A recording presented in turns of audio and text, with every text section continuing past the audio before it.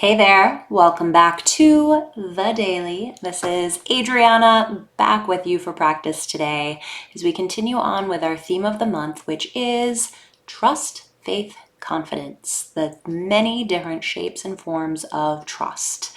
So for today's practice, I want to talk a little bit about a very kind of applicable aspect of trust on the meditation cushion, which is in reference to one of the biggest questions that I get asked as a meditation teacher, maybe a question that you too have also had, which is, hey, Adriana, what happens if I'm in meditation and I have this really great idea? Should I stop my meditation and go write it down? Because I definitely don't want to forget it. What if I'm in my meditation practice and I remember something? I forgot that thing. Oh my gosh, I have to go write it down right now. Should I stop my practice and go write it down? I definitely don't want to forget it. And I have to say, I love this question. I think it's such a great question because, in its essence, it points to one of the most beautiful benefits that we might experience in meditation practice. Maybe it's an experience, again, that you yourself have had, which is that when we sit down on the cushion and we just give our mind and our body a chance to settle, that what arises as everything settles down is space. And it's in this space, right, that we might have some really wonderful insights that we might, without trying, kind of put two and two together, like we have a realization. Or it might be that we have, past memories pop up out of nowhere, things that we haven't thought about in ages, that we don't want to forget about, something that we definitely want to record, we want to write down out of fear that it won't be there when we're finished practicing. And whenever I think about this question, I think about a story that's very frequently told in the Shambhala tradition, which, at this point, it's a little bit like urban legend. It's a little bit of mythology because it's just been passed around so many times. And I'm going to preface this by saying, I don't know if it actually happened because I wasn't there. But even if it didn't happen, even if this story didn't really happen, I think it serves as such a wonderful parable for what to do in these moments when we've created enough space in our practice for insights, realizations, and memories to arise, and we don't want to let them go. We don't want to let them slip away. So the story goes that the great famous beat poet Allen Ginsberg from the 1960s was a meditation student of Chogyam Trungpa, who is the lineage holder of the Shambhala tradition. And when Allen Ginsberg was practicing meditation, he would have these amazing insights arise that he wanted to record for his poetry. And so, he would jump up to grab a pen and paper, and Chogyam Trungpa would be like, sit down, you're meditating.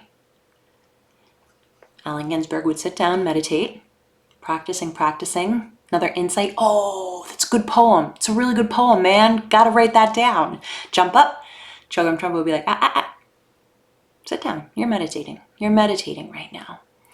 And I always think of this story because I figure if that instruction is good enough for Allen Ginsberg, who wrote some of the best poetry of the 20th century, it's probably good enough for me, right?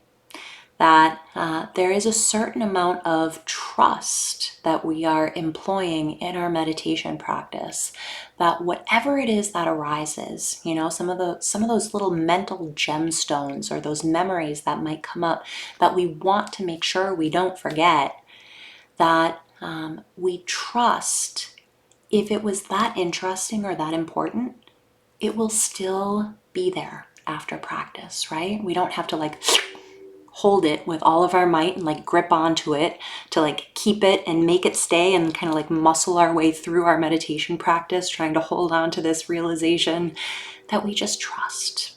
We just trust that whatever it is that came to our attention, whatever it is still going to be there after our practice. That once we've committed, we're here, we're meditating. So with that said, taking a moment just to decide on our seat, wherever we happen to be. And as always, it's making sure that we feel really sturdy, stable, sustainable.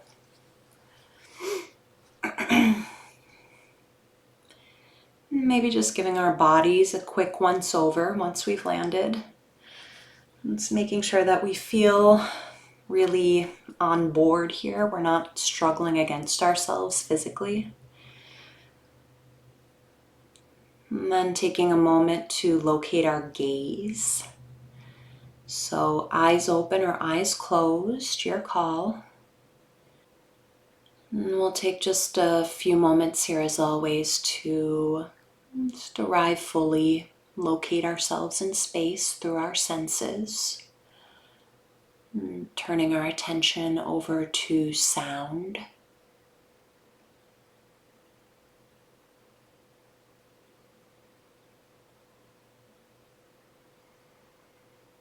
Just receiving the sound of the room that we're in.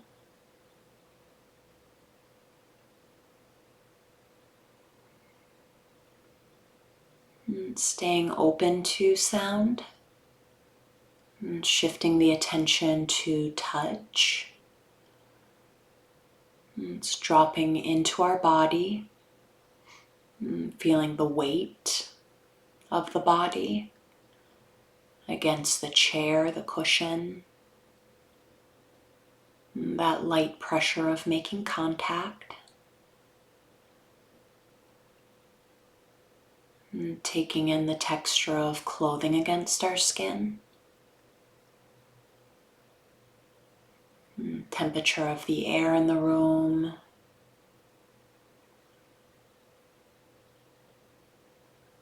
And dropping into the feet. And just feeling our feet here. And texture, temperature. Feeling where the feet make contact. It's bringing a bit of interest to the details.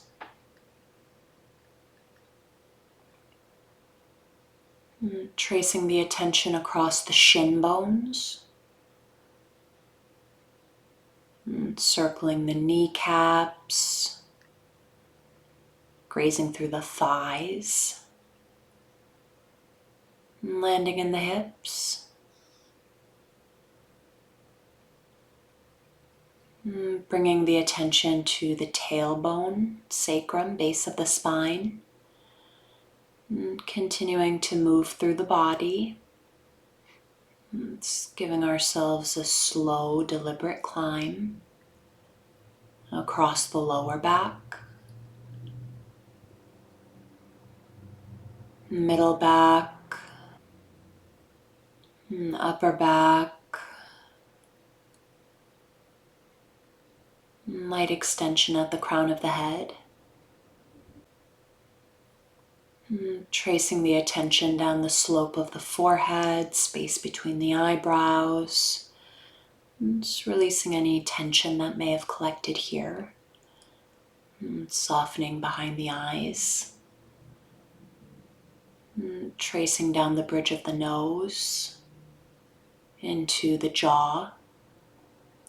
Releasing any clenching that's happening here.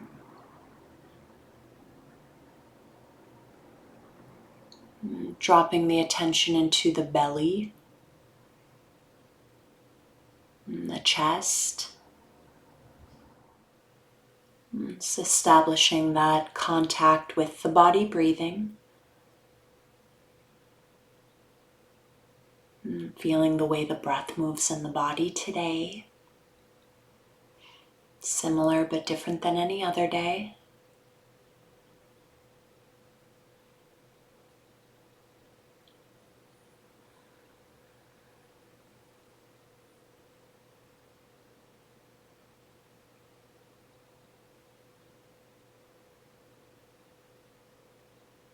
And then wherever, however, the breath is most available in the body, most easily felt, it's dropping our anchor of attention here.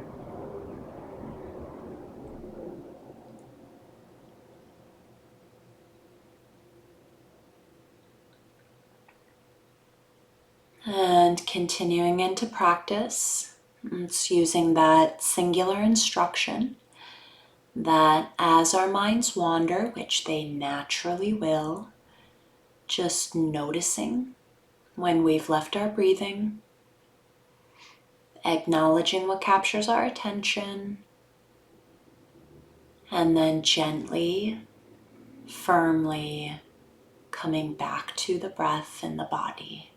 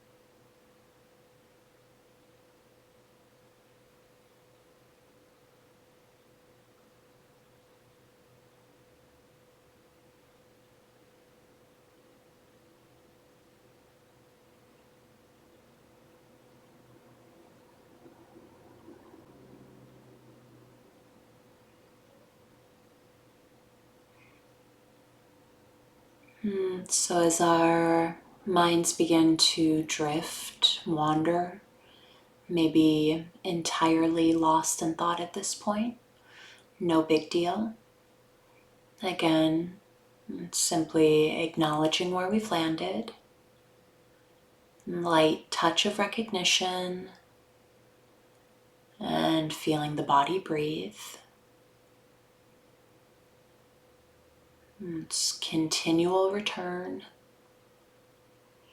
back to the body, back to the breath,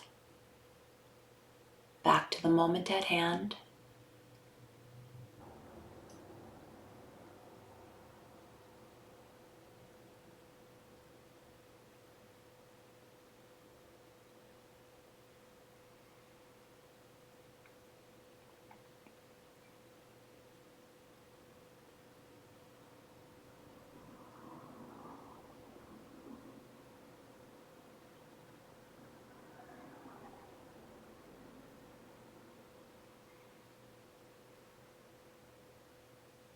So to some extent, it would be useful if there were a real sense of faith and trust that whatever is occurring here in our present moment experience is equally, if not more valuable than wherever our mind is taking us.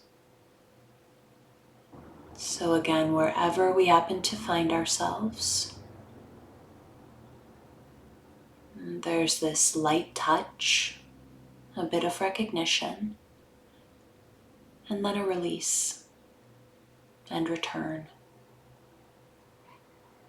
back to the body, back to the breath, back to the moment at hand. Just this.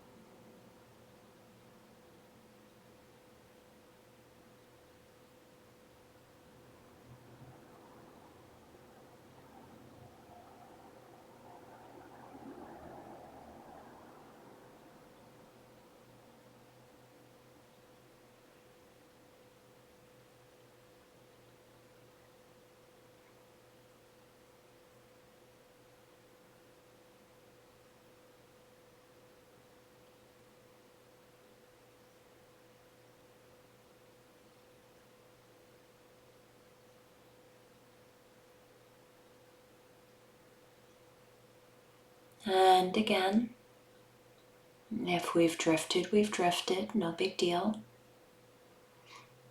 Again, just feeling our bodies here in space. Breath inside the body. And allowing ourselves to be here. Just this.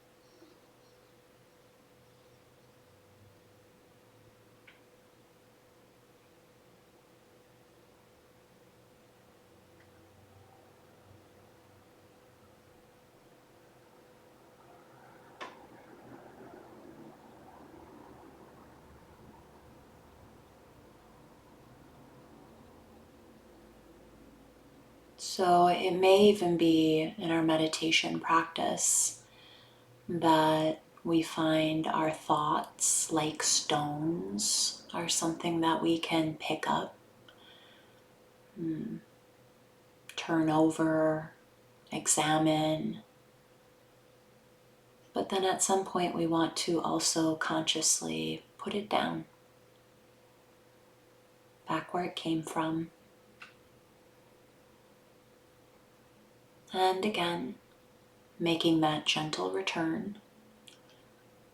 Body in space, breath in the body, and just letting ourselves be here.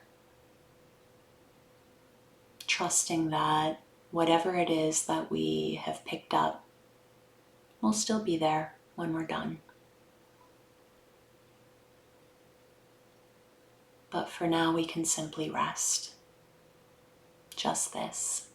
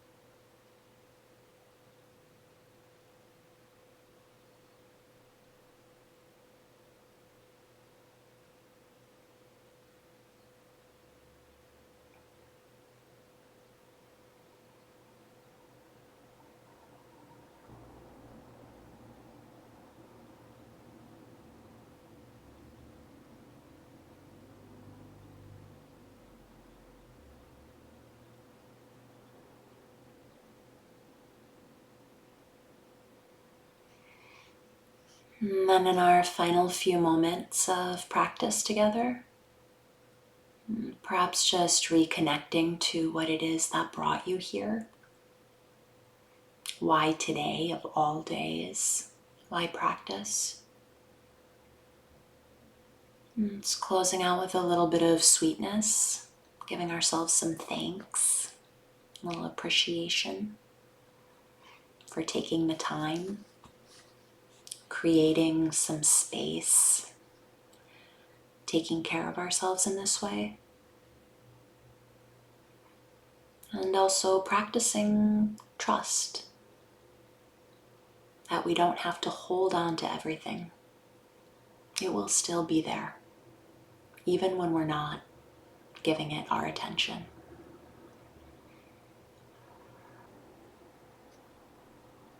And then as you're ready, letting formal practice drop and coming back in together at your own pace, no rush.